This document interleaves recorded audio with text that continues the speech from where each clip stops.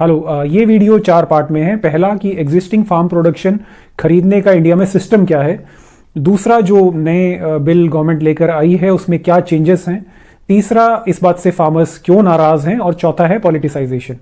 किसानों से फसलें खरीदने का एग्जिस्टिंग सिस्टम यह है कि लगभग हर जिले में सरकारी मंडियां बनी हुई हैं, जहां पर कि गवर्नमेंट से लाइसेंस लेने के बाद ट्रेडर्स या फिर मिडलमैन या फिर नॉर्थ इंडिया में जिनको आड़ती कहा जाता है, वे लोग रहते हैं जो कि किसानों से फसलें खरीदते हैं। किसान अपनी जो भी फसलें कटाई वगैरह करते हैं वो लेकर सरकारी मंडी पर पहुंचते हैं और सरकारी मंडी पर ये फसलें खरीदी जाती हैं। अब यहां पर किसान का एक्सप्लॉयटेशन ना हो, इसके लिए गवर्नमेंट ने एक मिनिमम प्राइस डिसाइड किया हुआ है फसल के हिसाब से। वो मिनिमम प्राइस तो किसान को देना ही पड़ेगा इन ट्रेडर्स के द्वारा। इसको कहा जाता है मिनिमम सपोर्ट प्राइस या फिर एमएसपी। कई बार ऐसा होता है कि किसान का प्रोडक्शन एक्सपेक्टेशन से ज़्यादा हो जाता है और ये जो मिडलमैन होते हैं या ट्रेडर्स होते हैं उनके पास इतनी कैपेसिटी नहीं होती खरीदने की, तो उस केस में गवर्नमेंट उस फसल को किसान से खरीद लेती है ताकि किसानों को कोई नुकसान ना पहुंचे। और ये खरीदी भी जो है वो मिनिमम सपोर्ट प्राइस के ऊपर ही होती है। अब जो नए बिल में गवर्नमेंट ने चेंजेस किए हैं या करने की कोशिश की है वो ये है कि पहला, अब किसान अपनी फसलों को जो है सरकारी मंडी के अलावा प्राइवेट प्लेयर्स को भी बेच सकती है। उनके पास ऑप्शन है। अगर आपको प्राइवेट प्लेयर्स जो हैं वो ज्यादा पैसे दे रहे हैं तो आप उनको अपना प्रोडक्शन बेच दो। अगर वो आपको एमएसपी से कम पैसे दे रहे हैं तो आप सब्जी मंडी पर आकर बेच दो। आपके पास फ्रीडम है जो आपको ठीक लगे। दूसरा ये है कि आप जो है पहले ही जो प्राइवेट प्लेयर्स हैं फसल बोने से पहले उनसे कॉन्ट्रैक्ट कर सकते हो कि भाई मैं फसलें बो रहा हूं और ये जब पक के तैयार होगी तो मैं इसके इतने पैसे लूंगा।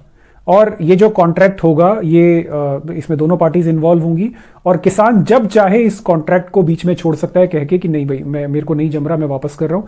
लेकिन जो प्राइवेट प्लेयर्स हैं वो इस कॉन्ट्रैक्ट से अपने हाथ नहीं पीछे खींच सकते बिना पेनल्टी दिए। तीसरी चीज जो है, जो कुछ जो एसेंशियल कमोडिटीज होती हैं जैसे दालें वगैरह, इनकी स्टोरेज पे गवर्नमेंट ने पहले जो है बैन लगाया हुआ था। अब उन्होंने उस बैन को हटा दिया है। अब प्राइवेट प्लेयर्स जो हैं इसको स्टोरेज कर सकते हैं। ये इन्होंने इसलिए किया है ताकि जो प्राइवेट कंपनीज हैं, प्राइवेट प्लेयर्स हैं, वो एनकरेज हों फार्म प्रोडक्शन किसानों से खरीदने के लिए। क्योंकि अभी का सिस्टम ये है कि अगर वो खरीदेंगे भी तो उनके पास स्टोरेज के लिए परमिशन नहीं है। तो अब गवर्नमेंट ने जो है उनको स्टोरेज की परमिशन दे दी है ताकि वो किसानों से खरीद सकें। तो ये मोटा मोटा ये जो 3 बिल हैं जो गवर्नमेंट ने चेंज करने की कोशिश की है वो ये है। अब किसानों को इस बात से प्रॉब्लम क्या है? देखिए, ये जो बिल हैं ये लाने के पीछे गवर्नमेंट की इंटेंशन किसानों की हेल्प करना ही है और ऑन पेपर ये चीज़ें ठीक भी लगती है कि हाँ प्रैक्टिकल है, इसमें कोई प्रॉब्लम नहीं है। लेकिन प्रैक्टिकली प्रॉब्लम्स बिल्कुल आ सकती हैं। जो किसानों के डाउट्स हैं वो इस तरह से हैं। पहली चीज़, उनको ऐसा लगता है कि प्राइवेट प्लेयर्स जो हैं वो शुरू के कुछ साल बहुत अच्छी डील देंगे। फसलों का पैसा जो है वो जितना मंडी पर मिलता है उससे काफ़ी ज़्यादा देंगे। तो होगा ये कि सारे किसान, स्पेशली जो बड़े बड़े किसान हैं, वो अपनी पैदावार जो है वो प्राइवेट कंपनीज को ही बेचेंगे। और इस वजह से ये होगा कि धीरे धीरे जो सरकारी मंडियां हैं वो कोलैप्स हो जाएंगी। उनका एग्जिस्टेंस जो है वो नेग्लेजिबल हो जाएगा और उनके जो जो जो वेंडर्स वगैरह भी होते हैं वहाँ पे गवर्नमेंट लाइसेंस, वो भी बिकॉज उनको वहाँ काम मिलना बंद हो जाएगा तो वो भी प्राइवेट प्लेयर्स के साथ ही आके काम करना शुरू कर देंगे या प्राइवेट प्लेयर्स उनको इन्फ्लुएंस कर सकते हैं। तो अल्टीमेटली सरकारी मंडी कोलैप्स हो जाएंगी कुछ टाइम के बाद। और जब ऐसा होगा तो उसके बाद मार्केट में प्राइवेट जो बॉडीज हैं, कंपनीज हैं, उनकी मोनोपोली हो जाएगी। उसके बाद जो है वो आपको कम पैसे में आपकी फसलें खरीदेंगे। और बिकॉज ज़्यादातर किसान जो हैं वो गरीब हैं, 86% के आसपास किसान ऐसे हैं जिनकी कुल ज़मीन जो है वो 2 हेक्टेयर से कम है, तो इनके पास स्टोरेज फैसिलिटीज़ नहीं होती हैं। तो प्राइवेट प्लेयर्स यही किया करेंगे बाद में कि भाई हमें इतने दाम पे देना है तो दो, नहीं तो मत दो। और बिकॉज किसान के पास स्टोरेज फैसिलिटी नहीं होती है, फसलें बेचेंगे नहीं तो खराब हो जाएंगे, तो उनको बेचना पड़ेगा। तो ये एप्रीहेंशंस जो है वो बेसलेस नहीं है, क्योंकि हमारे पास ऐसे एग्जाम्पल्स हैं कि प्राइवेटाइजेशन होते ही यूजुअली सरकारी कंपनियां कोलैप्स हो जाती है। जैसे आपने बीएसएनएल का एग्जाम्पल देखा होगा। बीएसएनएल जब शुरू में था तो काफ़ी पॉपुलर था और ऑलमोस्ट जो है वो पूरे इंडिया में सिर्फ बीएसएनएल ही चलता था। फिर उन्होंने जो है एयरटेल, वोडाफोन, आइडिया, धीरे धीरे इनको इन्वॉल्व करना शुरू किया। तो बीएसएनएल की मार्केट वैल्यू खत्म होती गई धीरे धीरे। फिर जियो आया तो उसने इतने अट्रैक्टिव ऑफर दिए शुरू में, फ्री सिम, फ्री डेटा, सब कुछ फ्री फ्री फ्री। तो अल्टीमेटली ये हुआ कि बीएसएनएल तो ऑलमोस्ट खत्म ही हो गया और थोड़े दिनों में हो सकता है बंद भी हो जाए।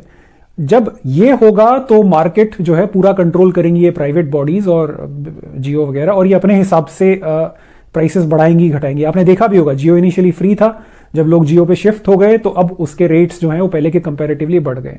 तो किसानों का भी यही डाउट है कि प्राइवेट प्लेयर्स जब आएंगे तो वो चीज़ों को मैनिपुलेट करेंगे, क्योंकि कोई समाज सेवा करने तो आ नहीं रहा है, सब अपना बिजनेस करने आ रहे हैं, तो सरकारी मंडियां ठप हो जाएंगी। तो इससे बचने के लिए किसान चाहते हैं कि जो प्राइवेट प्लेयर्स उनकी फसलें खरीद रहे हैं वहां पर भी एमएसपी का प्रावधान हो, कि under no circumstances private companies जो हैं वो उनके प्रोडक्शन को एमएसपी के नीचे नहीं खरीद सकती हैं। ये रूल फिलहाल गवर्नमेंट ने नहीं लेकर आया है, उनके हिसाब से प्राइवेट प्लेयर्स जो है जितनी कीमत पे चाहें वो खरीद सकते हैं। दूसरी चीज़ जो इन्होंने एसेंशियल कमोडिटीज़ एक्ट में बदलाव किया है कि अब दालों वगैरह को भी स्टोर किया जा सकता है। तो यहाँ पर किसानों का ये कहना है कि 4-5 साल बाद जब प्राइवेट कंपनीज की मोनोपोलीज हो जाएगी तो वो फसलों को स्टोर करके रखेंगे बहुत भारी मात्रा में अपने गोडाउन में, और फिर जब नेक्स्ट ईयर की जब फसल किसान उनके पास लेकर पहुंचेगा तब प्राइवेट कंपनीज बेटर नेगोशिएट करेंगी, ये कहकर कि हमारे पास तो ऑलरेडी है, आपको इस कीमत पे देना है तो दो, नहीं देना है तो मत दो। दूसरा डाउट ये है। तीसरा है कॉन्ट्रैक्ट को लेके। देखिए, कॉन्ट्रैक्ट वर्ड सुनते ही गरीब लोग घबरा जाते हैं। जैसा मैंने कहा कि 86% जो किसान हैं वो गरीब ही हैं, तो उनको ये लगता है कि कल को हमारे और कंपनी के बीच में कोई डिस्प्यूट होता है तो वो तो कोर्ट में जाएंगे, उनके पास बड़े बड़े वकील होते हैं, हम लोग क्या करेंगे।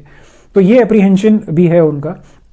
तो कुल मिलाकर यह है कि किसानों को डर है, कुछ डर उनके जेन्युइन हैं, कुछ डर उतने जेन्युइन नहीं है, लेकिन इनको एड्रेस किया जाना बहुत ज़रूरी है। प्रॉब्लम बीजेपी गवर्नमेंट की ये है कि वो यूजुअली कम्युनिकेट ढंग से नहीं करते हैं, चाहे राफेल वाला इशू रहा हो, चाहे सीएए वाला इशू रहा हो, कम्युनिकेशन की उनकी बड़ी प्रॉब्लम होती है। आखिरी चीज़ है पॉलिटिसाइजेशन। जैसा मैंने कहा एक बार फिर कि 86% किसान गरीब हैं, उन्हें नहीं पता होती हैं चीज़ें, लेकिन हर किसान जो है वो किसी ना किसी किसान यूनियन का मेंबर जरूर होता है, और किसान यूनियंस को मोस्टली कम्युनिस्ट पॉलिटिकल पार्टियां कंट्रोल करती हैं, और ऑलमोस्ट हर पॉलिटिकल पार्टी का एक ना एक किसान यूनियन जरूर है। इनफैक्ट आरएसएस पॉलिटिकल पार्टी नहीं है, बट उसका अफिलिएटेड भी एक किसान यूनियन है। तो ये किसान यूनियन जो होती है ये बड़ी स्ट्रांग होती है, इनमें पॉलिटिशियंस भी होते हैं, सो कॉल्ड अर्बन एक्टिविस्ट भी होते हैं। ये लोग फिर किसान को भड़काते हैं, कंट्रोल करते हैं और फिर उनका मैनिपुलेशन करते हैं। जैसे ये जो प्रोटेस्ट हो रहे हैं आपने देखा होगा, इसमें योगेंद्र यादव कल अरेस्ट हुआ है। कोई भी प्रोटेस्ट हो योगेंद्र यादव तो पहुंच ही जाता है, मेधा पाटकर भी हैं, और ये सब लोग जो हैं फिर इनको पॉलिटिकली यूज करते हैं किसानों को। और जब पॉलिटिसाइजेशन हो जाता है तो फिर गवर्नमेंट भी सीरियसली नहीं लेती है, उनको लगता है कि इनके इश्यूज किसानों के जेन्युइन नहीं है, ये तो पॉलिटिकली मोटिवेटेड लोग इनसे करवा रहे हैं। तो ऐसा नहीं है। जो किसानों के पॉइंट्स हैं वो बहुत जेन्युइन भी हैं, आपको उनको एड्रेस किया जाना ज़रूरी है। स्पेशली ये जो प्राइवेट प्लेयर्स से जो फसलें खरीदेंगे उसमें एमएसपी का प्रावधान तो मेरे हिसाब से होना ही चाहिए। तो कुल मिला के ये इशू है कि इसको बेटर तरीके से हैंडल किया जा सकता है जब गवर्नमेंट और किसानों के जो रिप्रेजेंटेटिव हैं वो खुद बैठकर बात करें, इंस्टेड इसका पॉलिटिसाइजेशन हो, जो कि अब हो रहा है। Thank you.